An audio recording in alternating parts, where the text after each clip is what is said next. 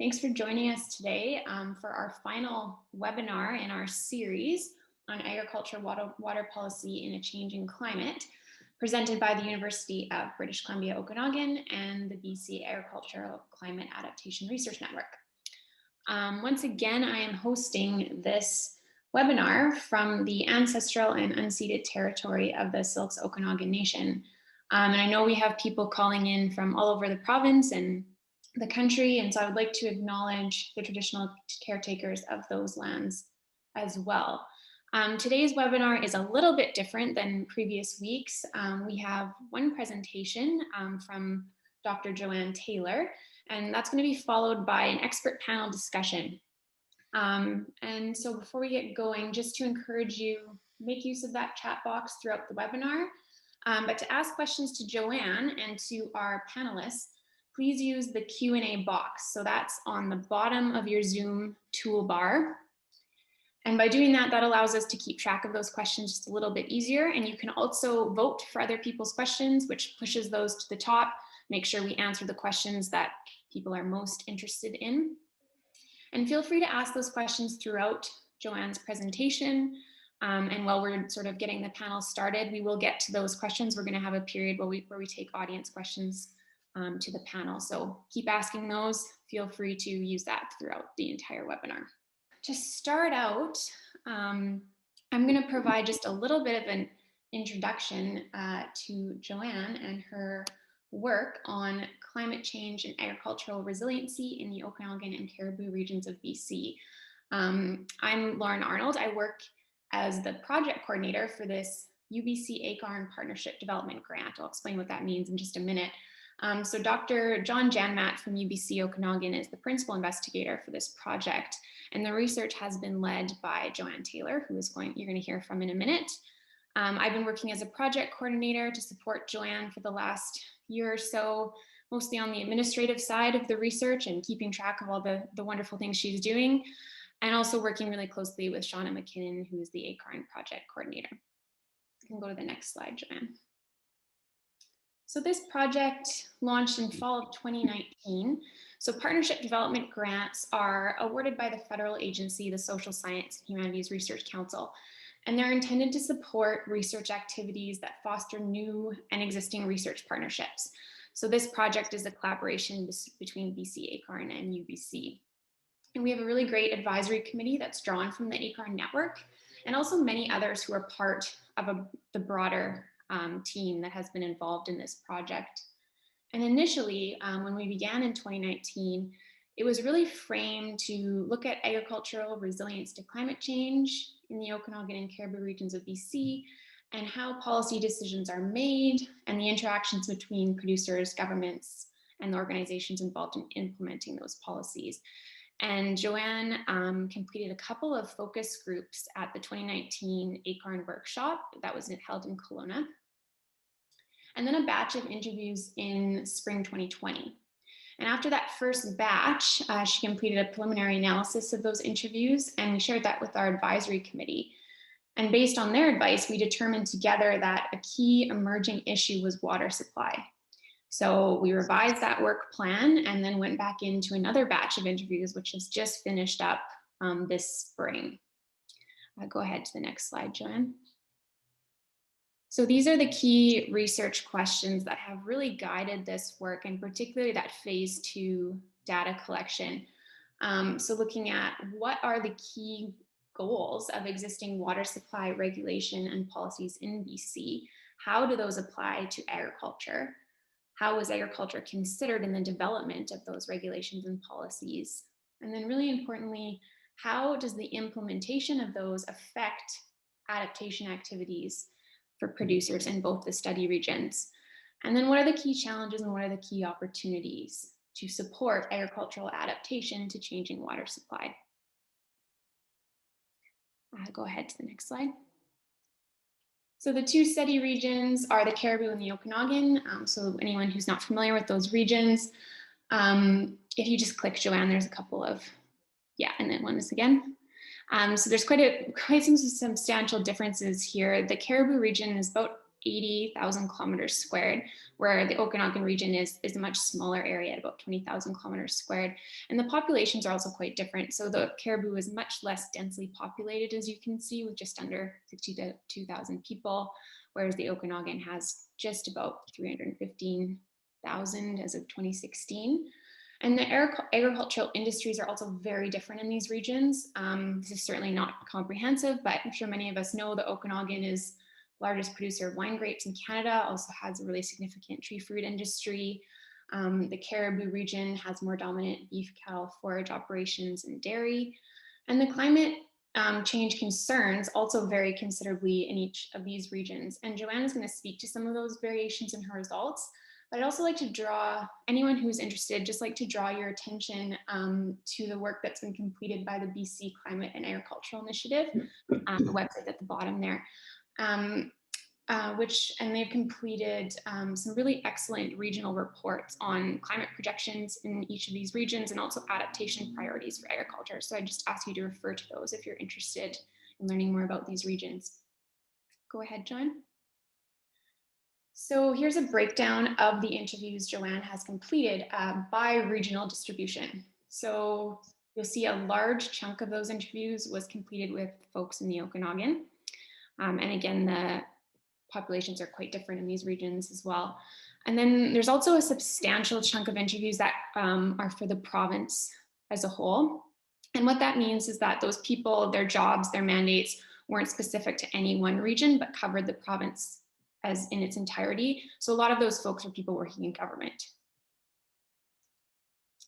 And then here's the breakdown of the interviews by occupation. So again, quite a large chunk of these interviews were people working in government, including provincial government, also federal government, and local and regional governments. We also have quite a few interviews that Joanne completed with consultants and academics, a few with producers and people from producer associations, and then also Indigenous producers and governments as well. So with that, just a little bit of background, I'm going to hand this off now to Joanne to present the results of her research. Great. Thank you, Lauren, for your introductions today. So this presentation departs from my previous speakers' presentations in this webinar series in that the findings I present here, as Lauren's introduction indicated, represent the voices of both formal and informal institutions. The Ministry of Environment, the Ministry of Agriculture, the Ministry of Forest, Lands, Natural Resource Operations and Rural Development, or FLNRORD for short, municipalities, regional districts, and most importantly, producers and producer associations, along with Indigenous agriculturalists in both the Okanagan and the Cariboo regions of BC. I've spoken with over 70 people over the course of the last year and a half, and I'd like to preface at this time that this presentation by stating that these findings do not include our research team's opinions or recommendations. These findings are strictly from those participants I've heard from, backed up by interview audio files and transcripts. These are preliminary findings only. They have not been fully analyzed. We will continue to analyze them over the course of the summer. This presentation also fulfills our project's mandates to deliver quarterly reports to our advisory committee and research partners. Okay, let's get into the data findings now. So last Thursday, Oliver Brandeis clearly articulated the historical aspects of the WSA, the Water Sustainability Act, and its goals. But for those who might have missed that presentation, the WSA was ratified into legislation in February 2016, and it governs how water is managed in BC. A few key changes were made to the Act in 2016, including that licensing for groundwater is now required, and new protections were introduced for well construction and maintenance. Dam safety regulations have been updated, and protections for aquatic systems have been revised as well. Importantly, the WSA does not only apply to water for agriculture, it applies to all water uses in the province, but it certainly has many implications for agriculture, and has also come into force at the same time agriculture is facing pressures from climate change. In respect to water supply, we have extreme droughts and also extreme flooding, changing growing seasons and precipitation regimes, temperature changes, and also increasing water use and demands. Okay, our research team began by asking, what does this policy and its regulations mean for producers? And whether the WSA and its associated water regulations are helping or hindering agricultural resiliency in the face of climate change. And as Lauren mentioned, to examine this, I did interviews. I talked to a lot of people. What we have found is that there is a disconnect between the policy on paper and its intentions and what that is meant for agriculturalists on the ground who are having to adapt to a rapidly changing climate. In my interviews, I did ask each participant whether they felt the WSA was facilitating or presenting barriers to adapt to climate change. And resoundingly, the answer was that it was not helping, and it was presenting challenges. And so what I'm going to present now are the key themes that are emerging from the interview data that highlight what this disconnect looks like, why it exists, and what the key challenges and opportunities are. One of the key themes is that producers share a social mistrust and suspicion of the government. And a really illustrative example of this is the negative uptake of groundwater licensing. As I mentioned, the new WSA requires groundwater licensing for agriculture for the first time. The deadline for licensing is March 1st, 2022, in about 9 months, and only about 20% of producers have applied so far. So why this negative uptake? Well, all farmers stated that they are fearful of losing their water rights if they register their groundwater and apply for licenses. And in the process, they ask if their water rights to the existing water they use now will be taken away. And this is especially true within the more traditional communities of ranchers, in older established ranching communities in both the Cariboo and the Okanagan. Some producers do not belong to producer associations for whatever reasons, perhaps because they just don't want to belong to an association due to the independent culture of ranching and farming. So they are generally not kept up to date on policy changes like the WSA. So when it comes to registering or licensing wells, for example, they simply don't know or don't care. But if they want to access dollars for irrigation improvements, for example, through the Environmental Farm Plan and Beneficial Management Practices funding programs, they must license. So this is presenting a conundrum for them. Ranchers also believe if they go to an extension workshop that they will be on the government radar, and they will then have to have their dam or wells brought into compliance, which will cost thousands of dollars. And we're going to talk about that in just a few minutes. Related to the previous theme, we heard that more funding is required for proper education and communication on how and why the Act was rolled out and how it affects agriculture. We heard that inter or intra communication or understanding between the ministry who developed the policy for the WSA and the ministry who administers the policy is a challenge. And we also heard from participants that the licensing process has become so complex and complicated that non-compliance is occurring. We heard that people are feeling overwhelmed by the requirements and the regulations. So there appears to be some gaps in the communication infrastructure for the implementation of the WSA. We also heard that there are socio-cultural differences and barriers in growers' demographics. For example, there is sometimes language or technological knowledge barriers, which makes long online government applications difficult to complete, for example, or English may not be a first language for some of our producer communities, Or there may be a lack of knowledge to operate emails or computers or online forms, or they may not have internet on remote rural ranches. We also heard that assumptions about these communities need to be reevaluated on incoming farm families and their intergenerational families who've provided agriculture and food security for many years, if not generations, and that more support is needed in these areas of language and technology. So a little bit about flexibility or the lack thereof. We know that the climate is rapidly changing, and with that comes the imperative for producers to adapt to new conditions.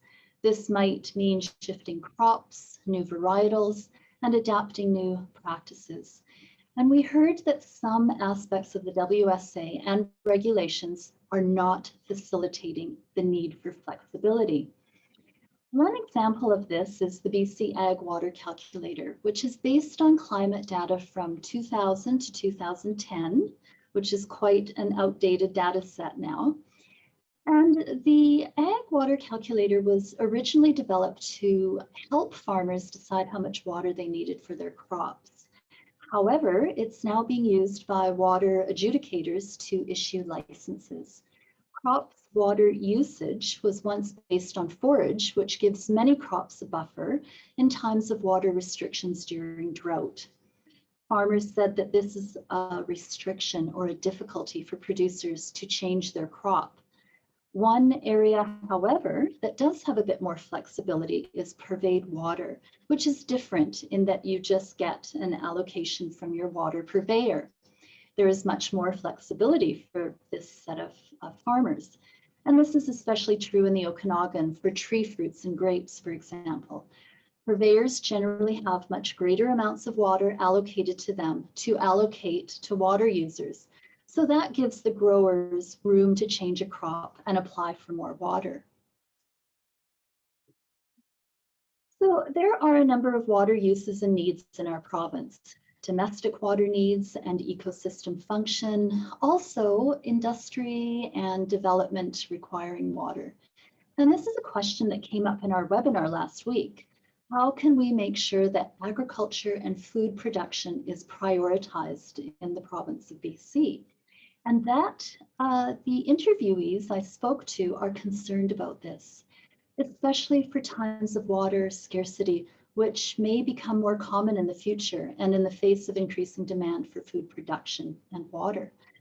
So clear plans for the future, plans for decision-making and management are needed. Participants also cited that their capacity to adhere to new regulations is expensive and time-consuming. And we all know that sometimes farmers do not have these precious resources. Groundwater licensing, for example, well water licensing is especially having a tough time. Farmers stated that they see registering wells sometimes up to $100,000 for new wells and $5,000 to $10,000 for existing wells as more excess regulation and red tape. Also, second engineering reports are now required as backup inspections to the first report. And these engineering reports are between $5,000 and $10,000 on top of annual storage fees, volume fees, and hydro pumping fees.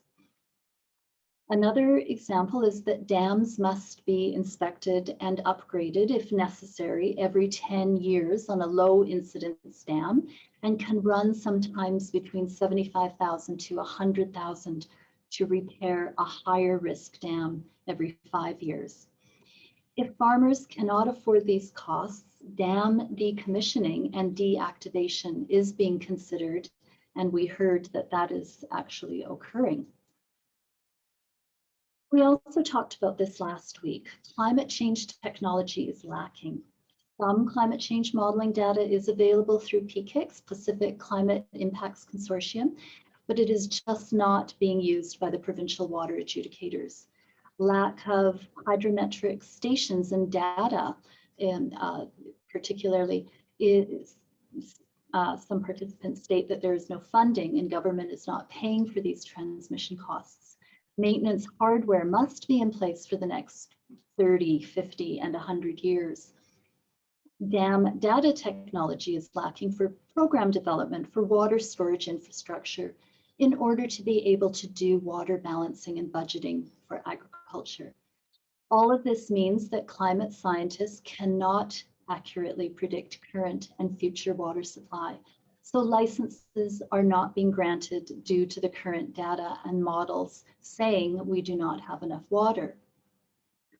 We also heard that aquifer mapping is inadequate. Aquifer science is developing right now, but scientists are desperately in need of aquifer mapping. And some of the reasons for this urgent need of mapping are that aquifers are intricately linked to surface water and groundwater.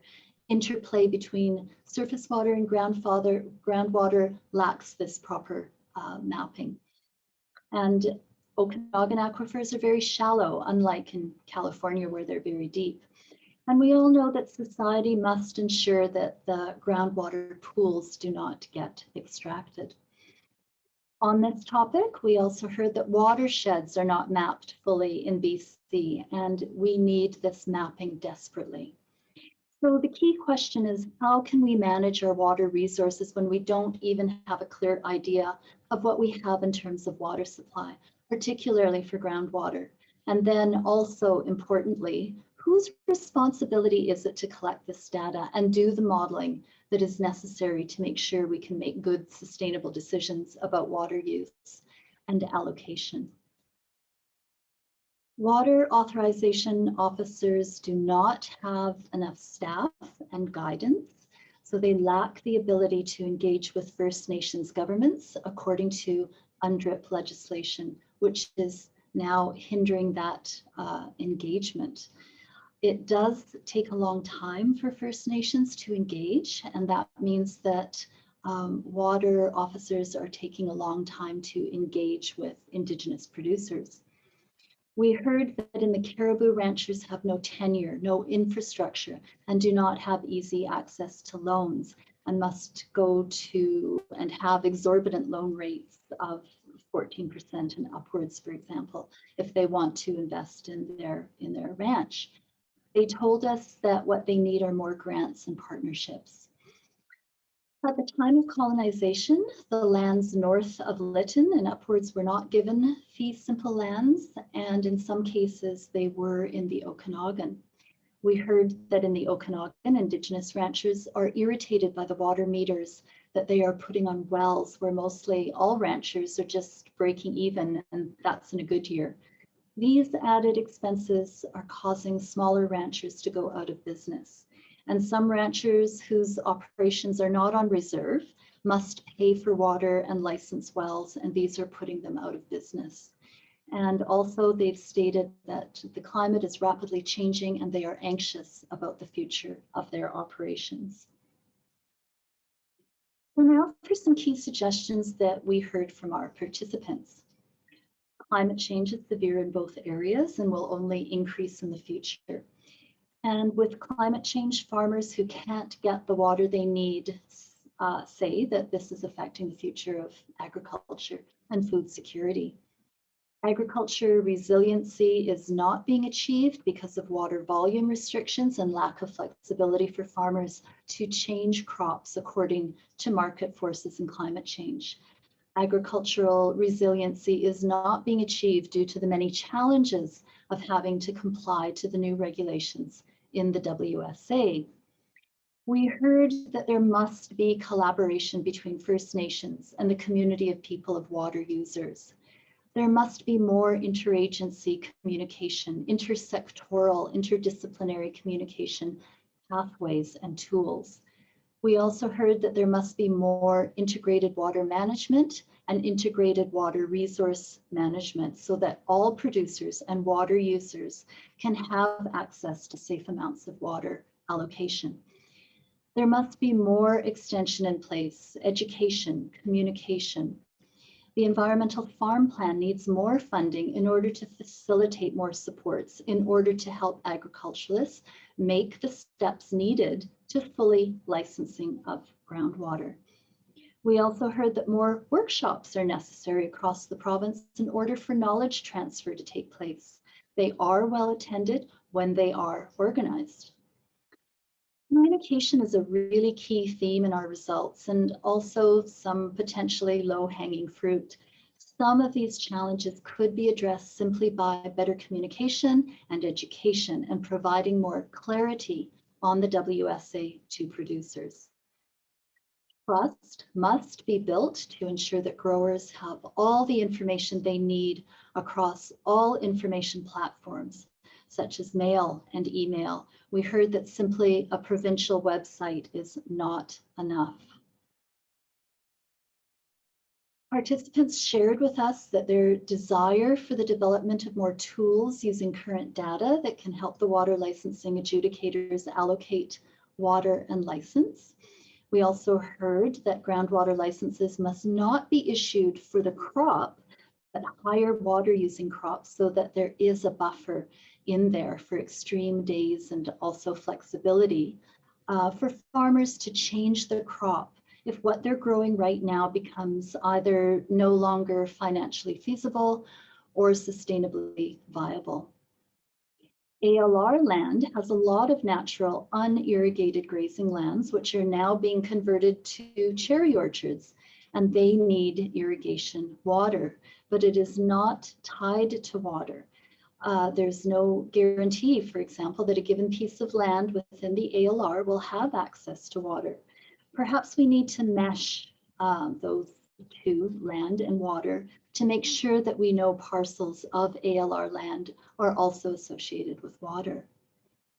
Another big topic is the water ag reserves, which can be developed and are possible under the development of water sustainability plans. And the Okanagan Basin Water Board are very interested in creating a water ag reserve. And finally, some of our participants have recommended that there be a moratorium on new licenses until everything is licensed. Thank you, everyone. And now over to you, Kirsten. Thanks very much, Joanne. That was really interesting. I'm going to start by introducing myself. My name is Kirsten Hannum, and I'm a research scientist with Agriculture and Agri-Food Canada. I'm located in Summerland, BC, and I'm also chair of the Agriculture and Water Committee of the Okanagan's Water Stewardship Council. As you've heard, climate change adaptation and access to water are major concerns for those of us who live in the Okanagan Valley. I'm just delighted to moderate this discussion with Joanne and our expert panel. We're going to begin today with a couple of discussion questions, but we'll also have time for audience questions. So please continue to type your questions into the Q&A box. I see that we already have one, and vote for the questions you'd like to see answered the most. But first, I'd like to give each of our three expert panelists a chance to briefly introduce themselves. Let's start with George Powell. Good afternoon, everyone. I am an independent agricultural consultant. I'm based in Quesnel in the North Cariboo. I have worked across Western Canada. I focus primarily on integrated production systems. So I have a lot of depth of experience in agroforestry and also in blending conservation in production systems within the agricultural sector. So in that regards, in the last decade, I have worked both at the public facing the front end and the back office support for the Environmental Farm Plan program and the Beneficial Management Practices program. And I've also done a considerable amount of work in the last 2 decades in supporting the development of agroforestry as a production option for BC.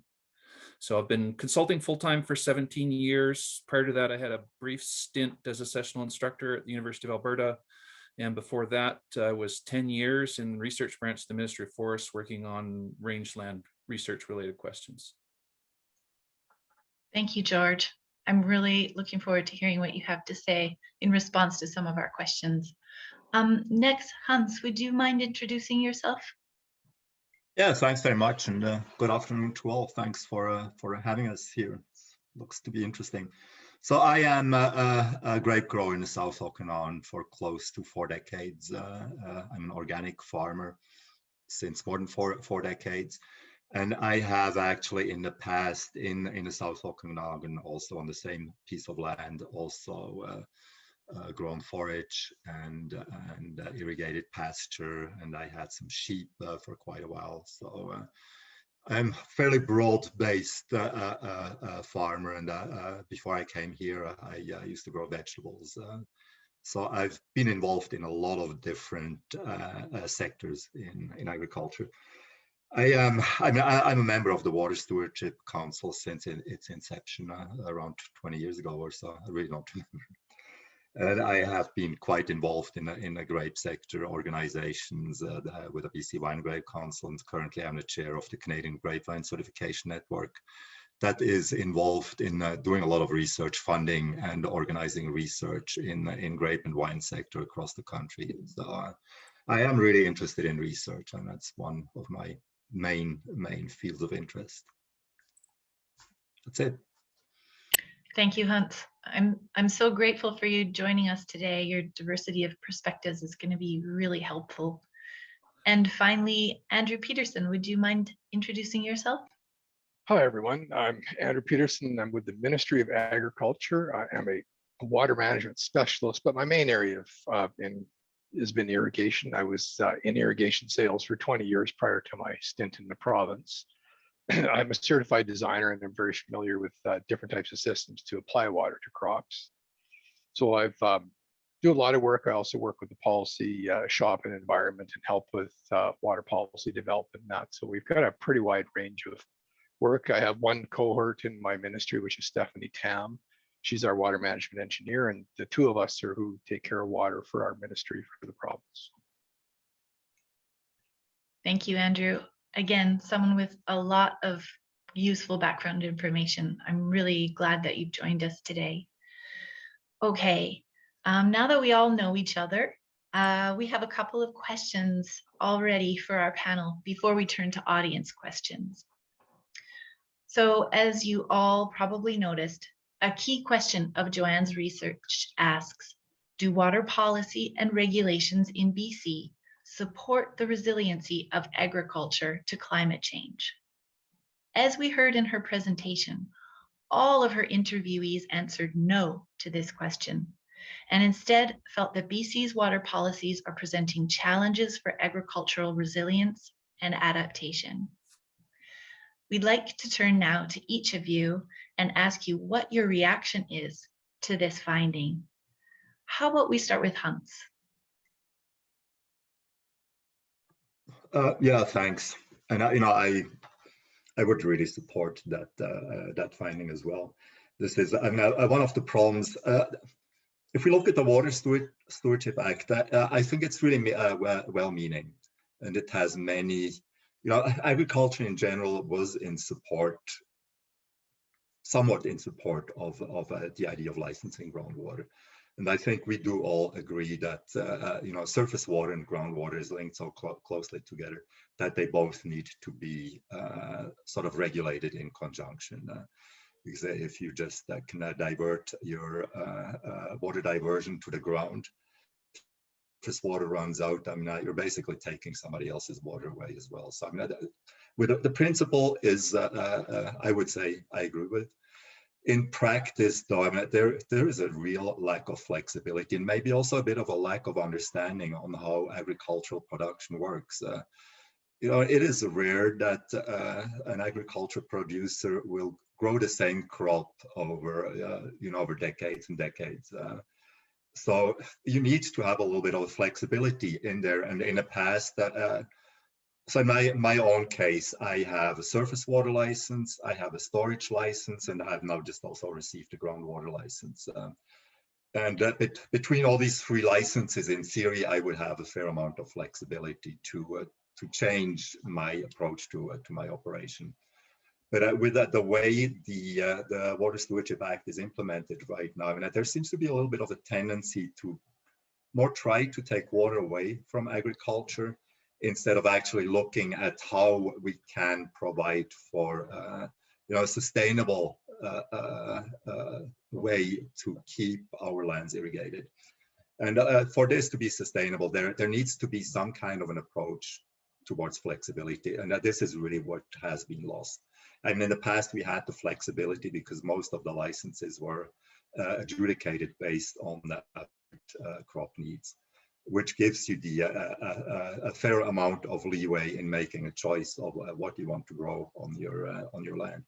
Now, as a grape grower, since my license has now been adjudicated based on what the grape crop needs, I really would not have hardly any option in the future to grow anything else, because grapes are the lowest using crop in the water calculator. And so, you know, it does limit future options quite substantially. The other thing I would have to point out is, you know, as individual water, we are basically individuals who are also purveyors of water at the same time, because we do have our own infrastructure, or the entire system of delivering water we had to build and we are maintaining. So in this regard, we are like a water purveyor. And just like a water purveyor, it would be good if we did have a little bit of a buffer in terms of the amount of water that we are using. In the past, I did change my, I did abandon irrigating forage crops because of quite a few years of water shortage. And, you know, as an individual, I have made my own adjustments, but I'm not absolutely convinced that this is something that I need now to be forced into that reduction, because if water comes back, and you know, we have seen huge fluctuations, and if more water is available, I don't see why I would not be allowed to use more water and go back into some of the other crops that I used to grow. But you know, this is also, I have to keep in mind, these are very personal experiences in this sense. But I would really love to see an approach from Flinrod, where they explain to agriculture how they can ensure that agriculture maintains a certain amount of flexibility in future years and is not entirely tied down to sort of the lowest amount of water that they can possibly adjudicate to us. Thank you, Hans. Your experience as a grower of a diverse variety of crops seems to really support Joanne's findings. I'm curious to hear George's perspective. Yeah, and Hans had one of my points and covered it very eloquently. I think one of the issues that are going to challenge producers in embracing the Water Sustainability Act at this point is that so much is left undefined in the Act.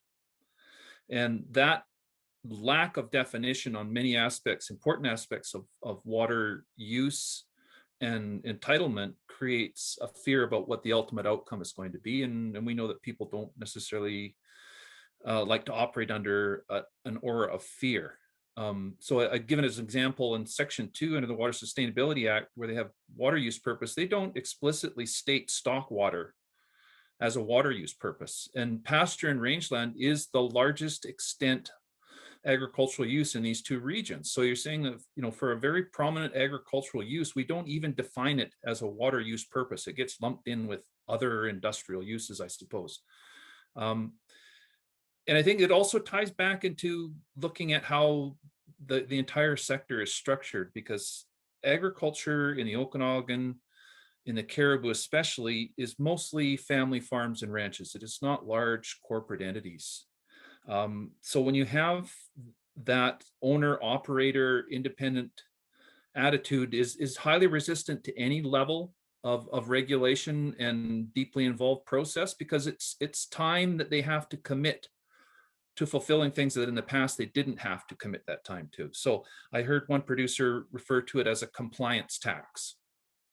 Even though you do have taxes dollars associated with fees, but it's a compliance tax because it's not time on task for production. And when you're an owner operator, any time off tax means less profitability, and you're already in a lot of commodities that are very challenged to make a profit in the Canadian context with agriculture. Thanks, George. I think that's a really interesting point, just the amount of time it takes to come into compliance. That's interesting to hear. I saw Andrew nodding his head a couple times, and I'll bet he has a couple great points to make as well. Andrew, would you like to address this question? Sorry, I was muted. I was just going to say I was just exercising my neck there. But first off, I do agree with the question itself that the water licensing system isn't designed for looking at requirements into the future. Things have changed over the last few years, and especially perception of how licensing is done. In the past, licensing was kind of just done on a per area basis. That's how we saw it. Effectively, though, it was based on the irrigation requirement, and depending on your soils and your crop, it did change a little bit in your demand for your area, and water management tended to follow our irrigation design manual for some of that. So there was a bit of that in the past, but definitely much more so now with the agriculture water calculator. And I do want to make one correction, Joanne. The calculator was made for adjudication. It was not made for the producer's hands first. It just became suddenly a very handy tool that would allow us to do a lot of other things with it. But it was requested and it was built for water management to adjudicate licenses. So that said, and also one comment you did say is about the time frame for the data set. So if we look at our irrigation design manuals, that data set is from the 30-year prior.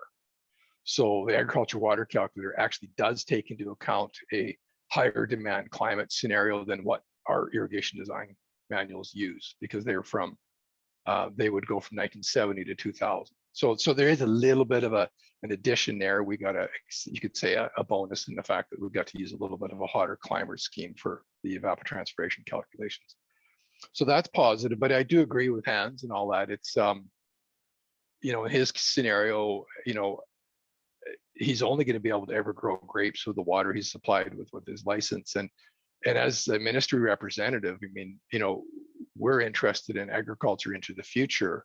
And, right now, grapes are sexy. I love my wine. I think a lot of us do, but it's not really food.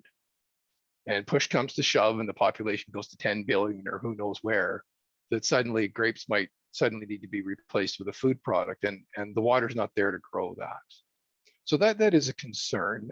There are scenarios where people may not get a license at all because there's not a lot of resource, and maybe that low allowable use still gets them to irrigate. So that's good, but it shouldn't be the standard. And that was something that we were kind of hoping wouldn't happen, but is the current scenario. In my role, I mean, I'm actually, more concerned about all the existing licenses out there that have been out there for many, many years, and that they get to stay in the condition they're in. And you mentioned about, there has been some decommissioning of dams, and that's quite a concern for us, especially, one of the premises behind dealing with climate change is more storage. So having dams get decommissioned is a concern. And I've even heard there's some issues on the Ducks Unlimited side, and that is still water storage in the entire ecosystem that supports not just agriculture, but fish and wildlife and habitat. So, we'd sure like to see those storages stay in place and not be impacted. And, down the road, we'd sure like to see some additional ones put in. I'm not sure if I need to touch on more there, Kristen. It's a big topic. If you think of anything else, Andrew, I'll make sure you have lots of opportunities to bring up anything else that you'd like to touch on with regard to that question. I'm really grateful for your perspective, the history of licensing and the nitty-gritties of how it's been done in the past and how it's done now. So thank you for providing that information in particular.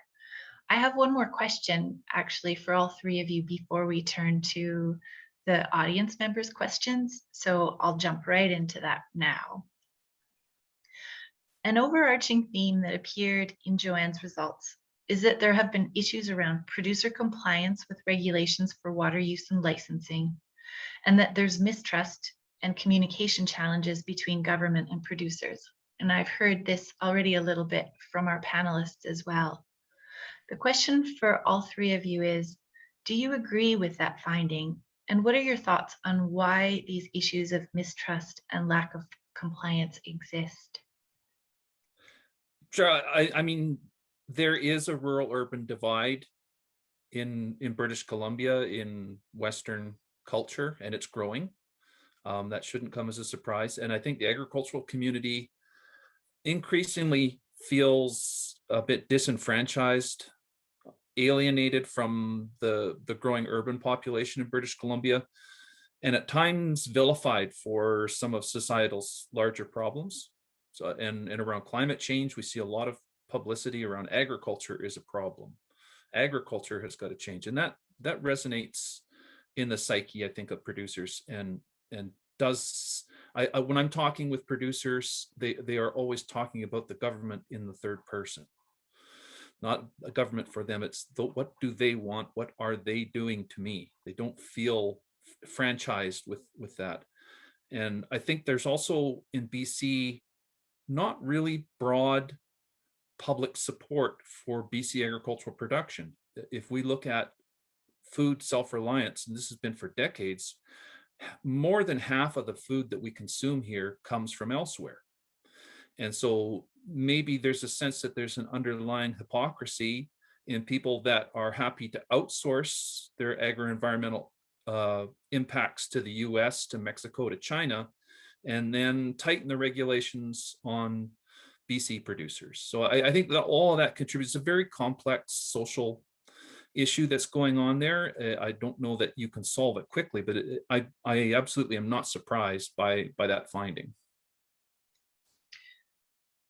That's really interesting, George. And your point that perhaps the public in general sees agriculture as a problem is concerning, because increasingly I hear discussions about agriculture as possibly being a solution for a lot of problems. So how we switch that. Which it absolutely is. Yeah.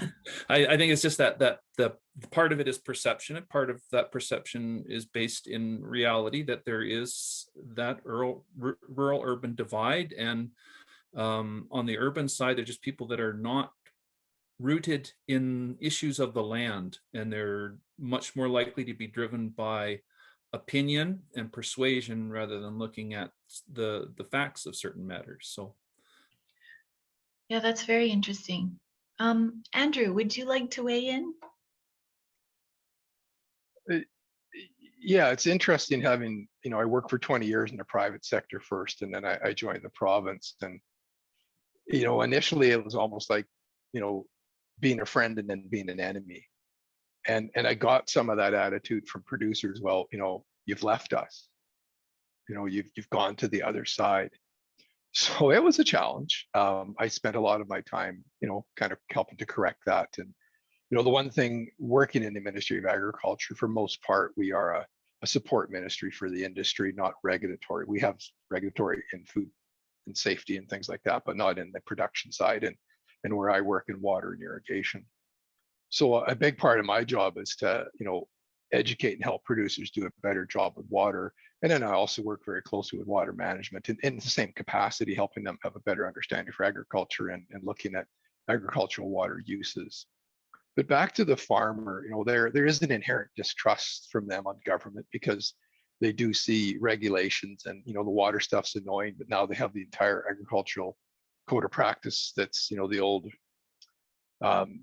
waste control regulations that's been updated and under the Environmental Management Act. And there's some really big requirements coming out of that. And not necessarily bad, but it's just a lot for them to take on. Like, every dairy farm now will have to have a nutrient management plan done, and all farms eventually, but it's another extra burden. It's more time it takes to do that. And it takes them away from, as George said, the production of what they're trying to do in their time and their work. And, because the cost of doing these things aren't very high. Like, the existing use groundwater has no application fee, but it might take them a day to do the application. So they look at that as a day of lost work and therefore lost income. So, agree with that. You have to think of it not just from a money spent to a money not gained comparison, right? And there's of course always been instances out there where I know some producers that, if they drive into their field with a backhoe to go work on a main line, the neighbor across the river phones compliance and enforcement. So they're frustrated because, as George says, there's this rural urban divide, and people look at agriculture, and if you talk to a lot of our agrologists, they spend most of their time on that the complaint side of things. Someone's complained against agriculture, and so instead of them being out there helping a producer do a better job growing something, they're defending them or investigating them on a complaint. And that's not how we should be operating. But we definitely see a lot of that. I think it comes from, like you say, people can buy food anytime they want in a grocery store, so they're not worried about where it comes from. So that hasn't helped us as an industry either. I mean, I remember as a kid, we'd only go shopping on a Thursday, or certain vegetables just were not available, or especially some of the fruits. And now it's, you can get oranges and apples and bananas all year round, right? So people kind of forget that there's a lot of work that goes into producing that product, right? So that's that. If there's another point to that question, I think that the compliance isn't as big a thing with the water side. I mean, most producers would jump up and down and say, yay, I'm so excited I have a water license. They want to hold that. It gives them that historic right from their first and right use. And it's value to the property. So that's not so much an issue. It's more the process now to apply. Like it's an issue with existing use groundwater, just because it's a lot of extra work, but it's inexpensive. But let's say you want to get a brand new water license, so you don't have that existing use. There's a lot more involved. It was mentioned that you actually have to now prove the water's there. We never had to do that on surface water in the past, but apparently now that's even a requirement. So any new water license is quite an expensive venture. So there's that. The dam safety regs, of course, I mean, are important. They're about safety of people, and it, really got pushed with that Testolinian dam failure in Oliver area some years back, and fair enough. But I think it's put most producers in a position of who would even want to have another dam. There's a liability, there's a cost. Almost all of these dams end up being fishing lakes for other people that go and use it and have all sorts of fun, but have no responsibility for the dam. The producer's responsible for it. And we've heard a lot of complaints about people having to go up, check their dam, and there's people camping right on top of their dam. A lot of these dams are not on private land, they're up on Crown, and people have a right to be there, but there's this, I don't know if I want to use the word lack of respect, there's probably lack of education as to what they're actually even on, not even realizing it's an irrigation storage. So those are big things, and that creates distrust with the producer community, with the urban community that comes out and enjoys the rural area. So that's an issue for sure. I think that's probably good for now, but. That's interesting that the issue of misunderstanding between urban and rural communities has come up a couple times now. Hans, would you like to add anything to George and Andrew's points? Well, overall, I really agree with all they are saying. I mean, one thing that I do see as a problem is, there are competing interests on the water per se. It's not water that belongs entirely to agriculture. It's not water that belongs entirely to a single user group. But I think agriculture is really worried about the future of access to water. In my past experience, very often, when we meet, when we have fairly large gatherings of agricultural interests, or even broader interests talking about water, very often when the point is brought up that the water resource is probably dwindling, and the amount of water available per person will get less, many people who are not exactly in the know, they pipe up and say, well, let's just take it away from agriculture, they have lots of it. And that this is an attitude that we do see out there quite a bit, and that this is one of the reasons, I think, why the agriculture sector is really worried. Because it is true that we do use in the Okanagan, I mean, the majority of the water is allocated to agriculture. That is true, but it is also in everybody's interest to keep agriculture going in the valley, not only as a source of food, but also as a maintenance of a fairly attractive environment. And I think in that regard, agriculture makes all kinds of contributions in terms of ecosystem benefits that are not really, that many people are not exactly taking into account. And there is also the attitude of being somewhat mistrustful of government. Personally, I've worked with government a lot, and overall I would say that they all really mean well. It is mostly, if there is a problem, it is, the one is these competing interests where they have to make decisions and sort of try to placate everyone. And that's not an easy thing to do. I do get that. And the other side too is that, you know, in the Ministry of Environment, not all people who do make policy decisions on water allocations are necessarily all that well versed in what agriculture means and how agriculture is actually performed, and that is a little bit of a problem. It's having a better, you know, I would love to see more of a link with the Agriculture Ministry also on the water side. That would probably help us in this regard. Just help in terms of awareness of what the requirements are in agriculture. But you know, personally, I mentioned that before. You know, I'm quite happy to be flexible in terms of the water use. But there is a real risk if you demonstrate that you can use less water. And once you have demonstrated that, it means that you have no longer the ability to actually expand your water use. That becomes a really serious disincentive for agriculture to collaborate and to comply. And that is really something that Flinrod needs to get their head around. Thanks, Hans. Once again, several really good points, and I really appreciate that perspective. It sounds like that communication piece is really going to be key. We have received a lot of questions from the audience, and I imagine we'll only be able to get through a few because they're quite interesting and detailed, but I'm going to start with the first, which has been upvoted by several of our attendees. And here it is. Are there any suggestions of how to develop or advocate policy to be proactive to potential water challenges, for example, floods or droughts, rather than reactive once a problem requires urgent response? I think we'll start with Andrew for this question. It's a good one, and I hope I'm on the right track. So one of the real positive things behind dams in general is that they do create resiliency to both.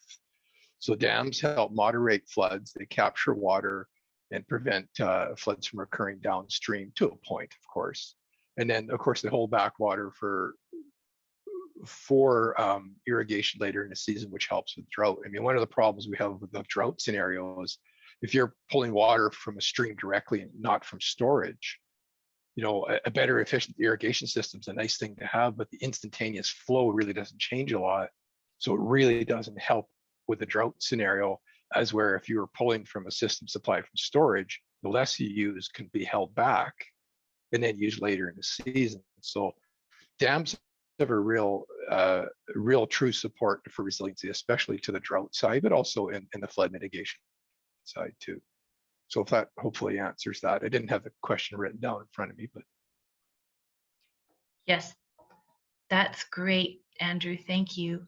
The question was about how to develop or advocate policy to be proactive to potential water challenges. Perhaps next, why don't I pull in Joanne? Joanne, does this question raise any ideas for you? Sorry, yes, policy is necessary, of course, and just by us being here right now talking about this and conducting research through our study, ACARN, CAI, we are working on policy and it's being done every day. And certainly our report is going to inform the government once we're done at the end of the year. So absolutely, how do we advocate for policy? It's by hearing from people speak. It's by listening to 70 up to 80 people talk about what their needs are and what the problems are so that we can address them and hopefully enact change through policy. Thank you, Joanne. I'm really curious to hear at the end if you've heard some new things, but it sure sounds like what we're getting from the panelists really reinforces your findings thus far. Super interesting. George, would you like to weigh in at all in response to this question about creating policy that's proactive rather than reactive? Absolutely, and I love the question, and this is the approach I think that we have to take with water and climate adaptation, is to start looking at being proactive, but looking at it from an opportunity standpoint, creating win-win or win-win-win situations. So Andrew touched on the need to assess some hard infrastructure. I like to think that we need to invest more in R&D and support for what I call soft infrastructure. And that's building soil organics and tilth, expanding the use of agroforestry, restoring wetlands and introducing artificial wetlands and practices like keyline plowing to slow water from cycling through the agricultural landscape to make full beneficial use of it. And it's a win-win because all of those methods also boost productivity. They've been shown to boost productivity. So you're working in full alignment with the producer's interests. So it's a water conservation tool. It's also a productivity tool. And I think there's lots of opportunities, if we explore them, to look at other challenges we have both inside and outside of agriculture and make them work towards water conservation. So one idea I've had is around, we have a lot of ingrown forests in the interior across the Okanagan and the Cariboo.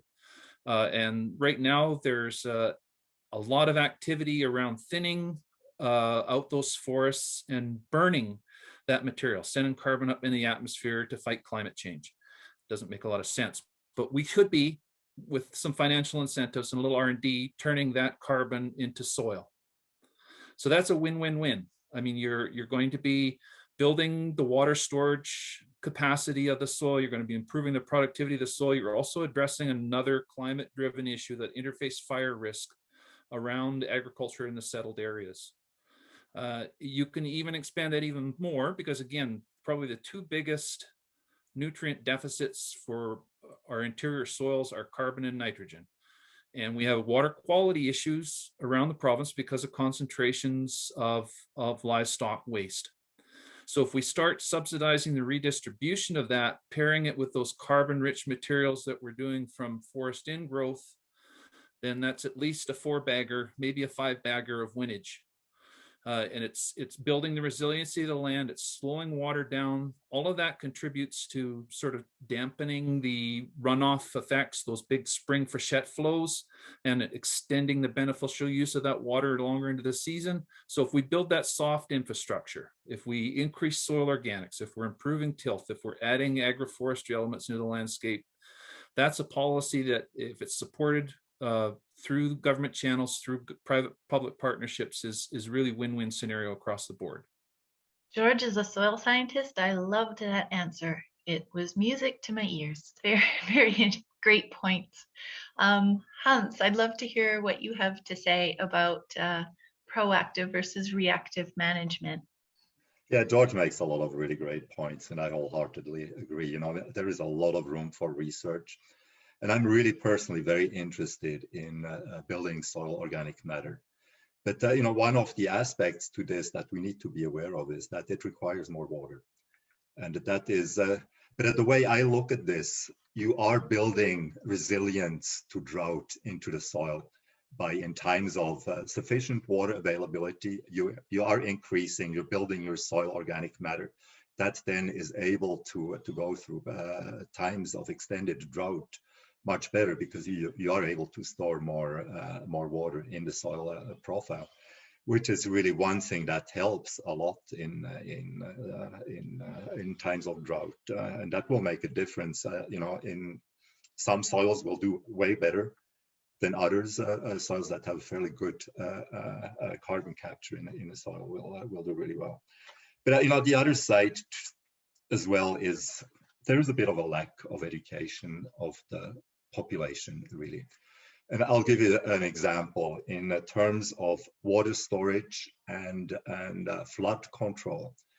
A lot of people, so I have a small reservoir with a dam that I operate, that I had to fix, of course. And we had 3 years ago, we had very high flows going through our land, and that caused and the people downstream said, why don't you close the gate on your dam? And I mean, my dam at that point was already full, and I calculated for them at the time that if the reservoir was entirely empty and I would close the all the outlets, it would take a little bit more than 3 hours to fill it up again with the flow that was going out. And a lot of people have no idea of how this actually works. They expect a dam to be able to store unlimited amount of water, and that's just not the case. And that, you know, from there, it's a great idea to be proactive, but often you also have to make a little bit of an educated guess. You know, the people who do regulate the main stem water lake water levels, they have to kind of guess months and months ahead of time whether they want to release extra water or whether they want to store extra water. And that there is some science that you can use behind it, but sometimes things just happen that are beyond your control. You know, like the one year when we had really severe flooding of the Okanagan Lake, there was so much precipitation in April that was not expected to come, which caused a lot of headaches for sure. But these things are just, you know, I would love to be able to predict them precisely, but it's just not necessarily in the cards. And mistakes do happen, and that is, you know. But I would love the public at large to be a little more aware of all, you know, all the links in the water system and the limitations too on how much you can control this. I mean, one thing definitely that we could do more of is increase up, you know, high mountain water storage. That would certainly help in terms of regulating the freshet runoff, and that is probably going to become more and more important in the future as we're expecting much earlier freshet and probably also a fair amount of rain precipitation during that time of a runoff that can exacerbate problems as well. Yeah, I've heard that too. Thank you, Hans. Okay, so we have so many questions. I think I'm going to start to take a different approach, and I will just pose a question to one person at a time just to get a taste of some answers. So the first question is regarding watershed mapping. I think I'll turn this over to Andrew.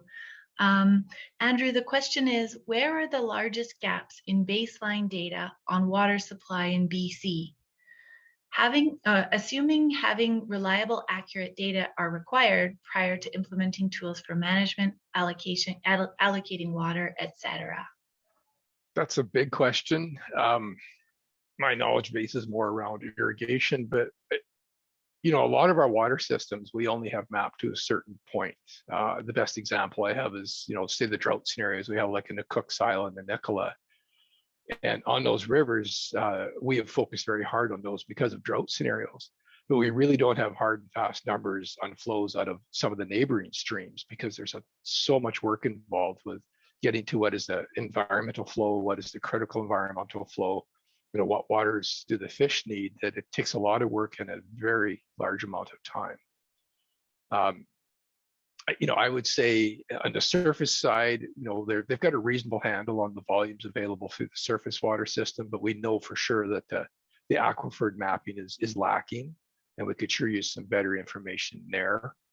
You know, even licensing surface water for almost 150 years. I think the oldest license I've found is from 1859. It's down in the Lytton area.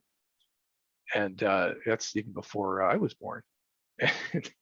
And you know, so that it's been around a very long time. So we do have a reasonably good handle on surface flows, at least in the, you know, in the drier time of year where we're trying to use water. It's the information we have, of course, in freshet flows fluctuates a lot. We don't have enough hydrometric stations out there to really have a good number. So my concern more is around the aquifer mapping and the available supply for all water uses, but of course, especially for agriculture and where there could be additional storage from the ground that we could utilize. So we'd really like to see that for more information. But I'm not a hydrologist, and that is not my expertise. So I hope I answered that to some degree.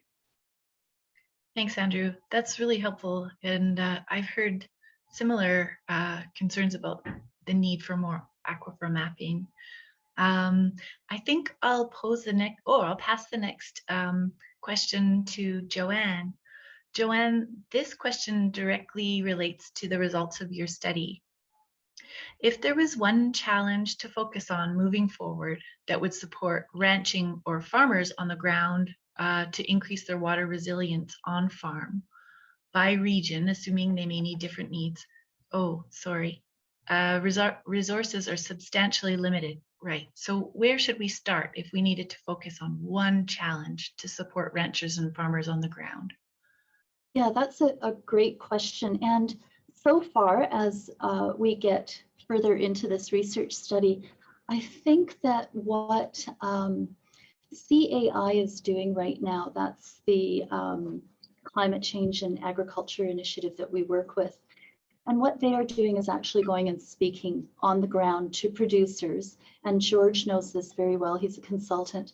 And they talk to producers or farmers in a region and ask them what it is they actually need, what it is that they need to help adapt to climate change.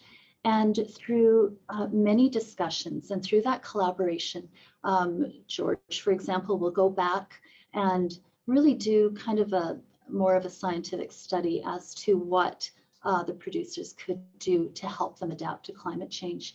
And then they vote on it, and then they actually do trials and then go ahead and change and adapt for that climate change. So I think what we really need is education for producers to figure out and find out how to adapt to this rapidly changing climate.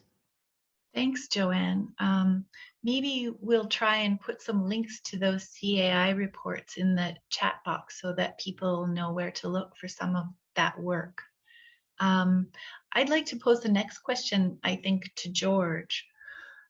George, the question is, under climate change conditions, evapotranspiration rates are expected to significantly increase. Oh, irrigation rates are expected to significantly increase, and evapotranspiration rates are also expected to rise. Do we account for these processes when licensing to irrigate pasture crops or any other types of crops? I don't believe it is accounted for in the licensing. I think, again, as a more robust approach, we have to look at policy beyond just the licensing aspects of it. And one is, as Han said right off the start, having some flexibility in there for change and unforeseen differences that are going to come down the line, as well as projected ones. I think we have to emphasize that there is also, at the agricultural end, a lot of room for improvement in water use. I mean, I do have a large number of clientele in the Cariboo that still use flood irrigation. The reasons for that are it's very cheap, but it's also very costly in terms of you lose probably half the water in conveyance. But to get them up to a more efficient water delivery system is really costly, and it's really challenging to ask someone to go from, a gravity fed flood system, which essentially has some minor maintenance cost to them, to put in a lot of pipe infrastructure and delivery systems. So that really has to be paired with my previous points around building up the land base with soft infrastructure. So building the soil organic so that the water that does land on the ground for whatever crop, forage crop, transition to horticultural crops, is there for the longest time to produce the greatest benefit. Can I comment real quick on? Yeah, I'd love that. Thanks, Andrew. Sorry. I just want to have a fun comment here that I do talk about flood irrigation often in my irrigation talks, and that's how we began irrigation in the province. Most of the Okanagan was flood irrigated. And just as a fun comparison, most homeowners in any city, Kelowna, Kamloops, where I live, have those little pop-up spray heads that don't move, but they just pop and spray. The efficiency of those systems is about equivalent to flood. So agriculture's gone to sprinklers, gone to pivots, gone to drip. We're generally much more efficient with our water use than the average homeowner is, and we've known that for years. Agriculture's designed all the higher end equipment that then the residential systems have basically mimicked and copied. So, we have tried pretty hard to do a better job, but I do agree with George. Education, I do try to do as many presentations on irrigation education to producers, and every time I do that, I always have people come up and say, "Oh, I hadn't thought of how my system works that way." So very important. And, you know, we see improvements through the environmental farm plan, and upgrading equipment is very positive, going to higher efficiency, less water loss, as George is saying.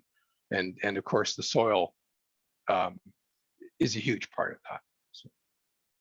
Yeah, and the key follow-up point though for Andrew is that we have to design our policies and our regulations so that when people undertake conservation, they're not penalized in the long term because of that water that they've saved.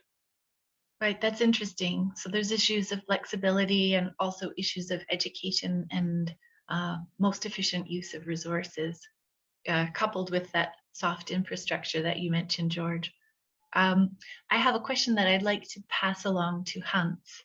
Hans, I'm interested in your perspective on this. Given a finite supply of water, would you support increasing allocation to fewer producers or providing less water to more producers? Or is there another alternative? Well, yeah, this is a really interesting question. And I mean, that's not easy to answer because, you know, on both sides, there will be winners and losers with this.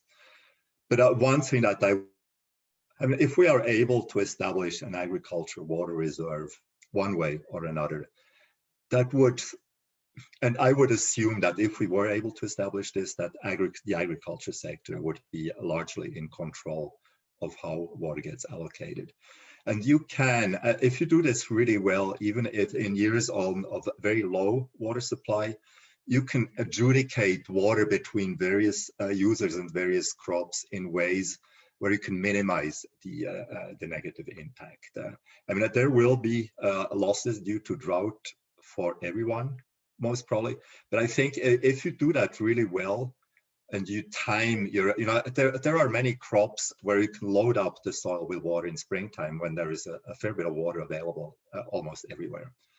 And that you know, you're sort of establishing a water reserve on your own land.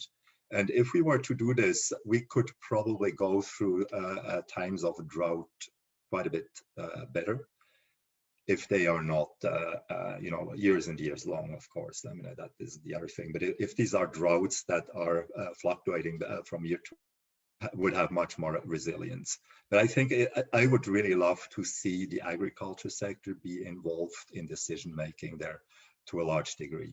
But it will take, I mean, this will take a lot of legwork from agriculture and from also all the policymakers and people involved in regulation, because this would be a really new type of approach if you do leave the decision up to the actual user.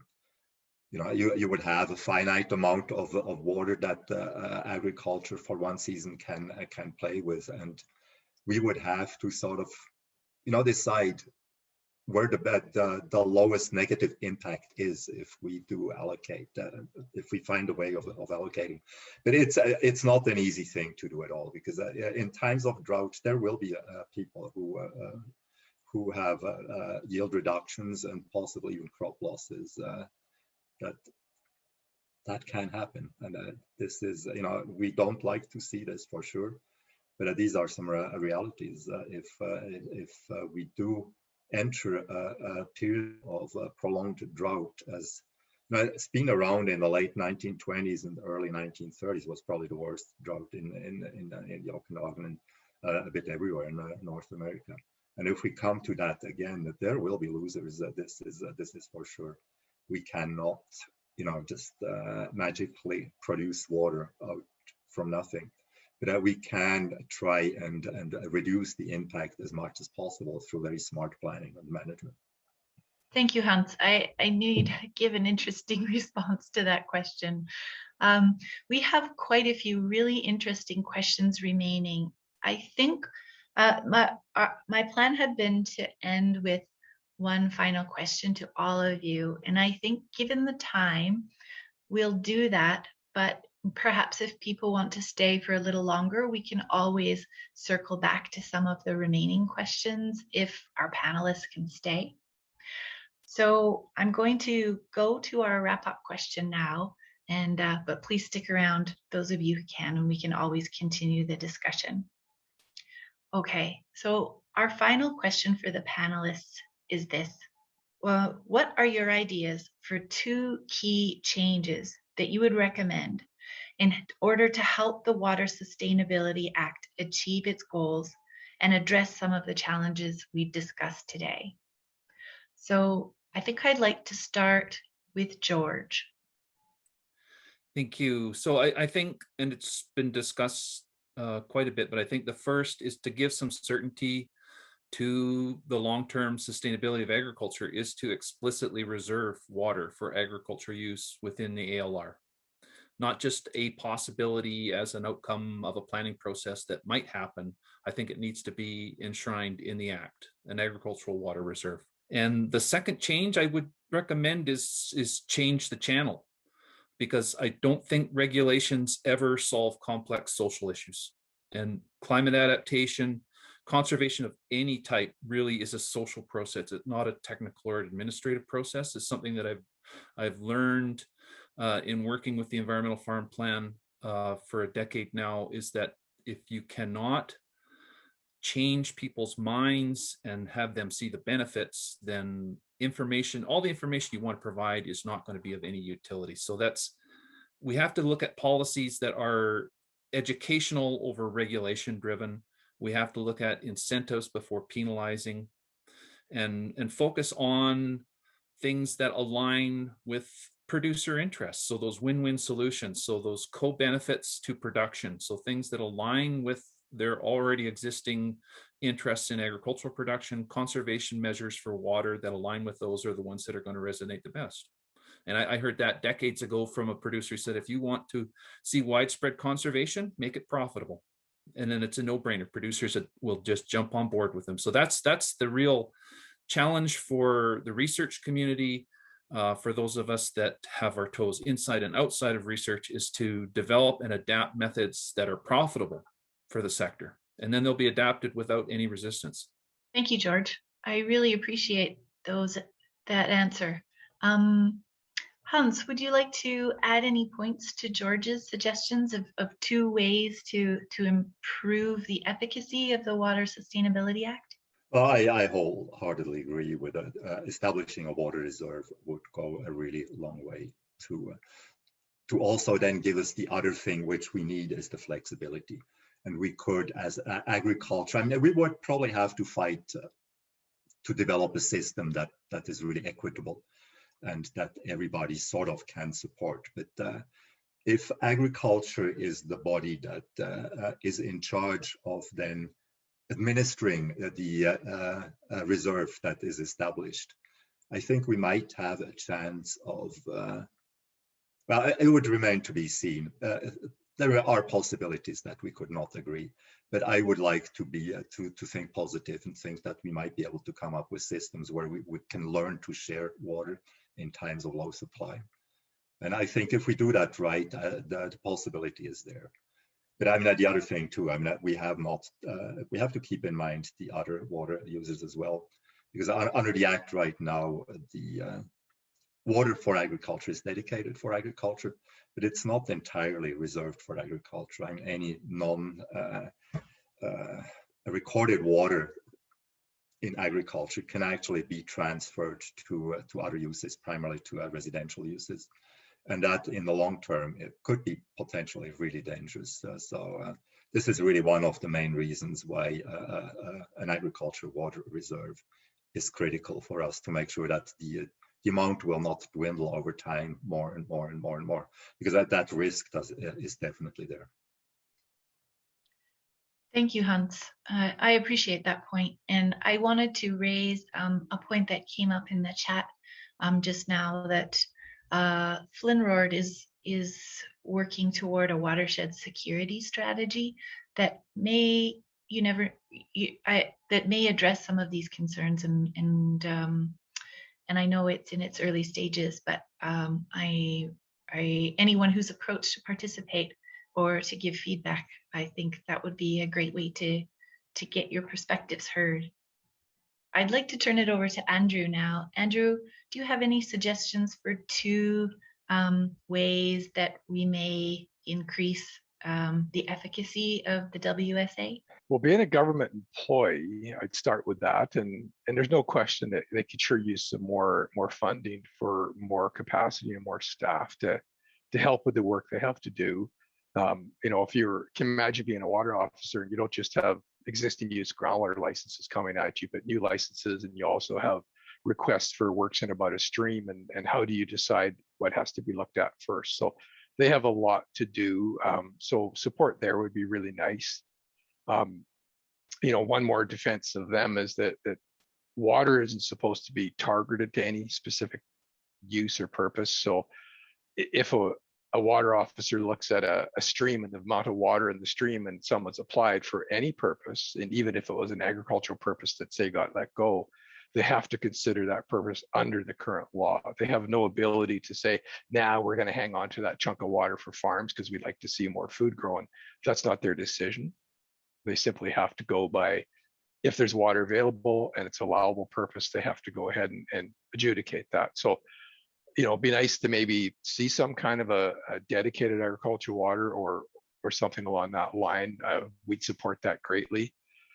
My biggest concern is that we need producers to get that licensing done in order to secure water for agriculture into the future, and then we can put it in to these agricultural water reserves if indeed they get done currently under the Water Sustainability Plan program, if that indeed is where we go.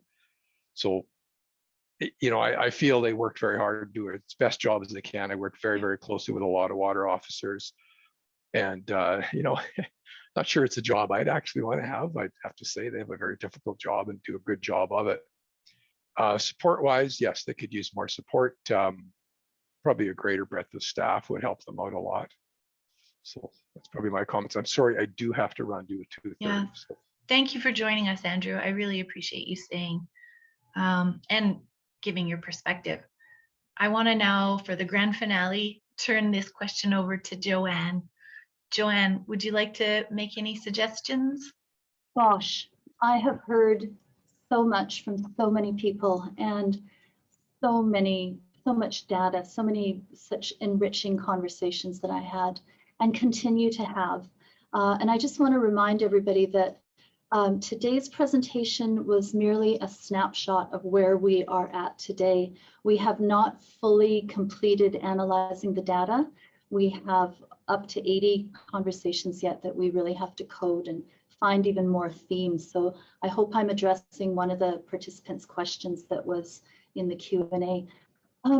But today I'm just going to advocate perhaps for our smaller demographic communities of Indigenous producers and our Indo-Canadian producers. And what really spoke to my heart was hearing some of those producers and the Indo-Canadian producers that have been here for generations. They've provided food security. They're out there working the first generation away from their country and building this sector, at the agricultural sector, for their future generations. And some of them don't speak English. Some of them don't even know how to use a computer. And I heard that there is not enough support for these people, for these farmers. Certainly the new generations can help their grandfathers and fathers, but it's kind of that forgotten bit of the population. And I heard some great suggestions. We could be doing YouTube videos, tutorials.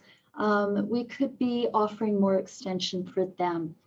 That's one point I'd like to add. And for the Indigenous community, our interviews are not quite finished yet with them, but there's so much that could be extended to those Indigenous producers, both on reserves and off reserves. And they're very different between the Cariboo and the Okanagan. And I'd like to delve a little bit deeper into that, but just through education rather than enforcements or any kind of punitive measures. I think I'm really big on the education part, and what we are hearing time and time again is that there's not enough education, that the act was rolled out very quickly. And I think that perhaps if some of the intents, the good intents of the Water Sustainability Act were explained much better and there was more time to roll it out, that you would get more participation and understanding, but it was done very quickly.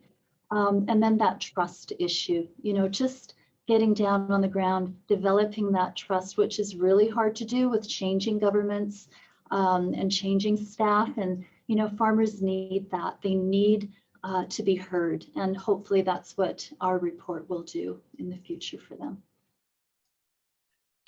Thank you, Joanne. I am really looking forward to seeing your final findings. They're super interesting and sounds like give us an opportunity to hear voices we don't often hear. So that's really great information. Now we're at 2:33.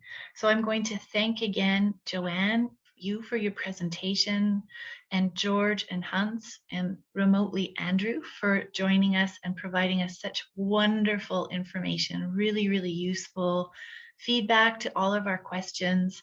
And I also want to thank our really heavily engaged audience for all the questions you sent us and participation in the chat, and for staying as long as you did for a long and information-filled discussion. We'll be sending out a link for the recording of today's session on the BC Agricultural Climate Adaptation Research Network's YouTube channel. And I want to thank everyone again for coming, and I hope to see you soon. Thank you.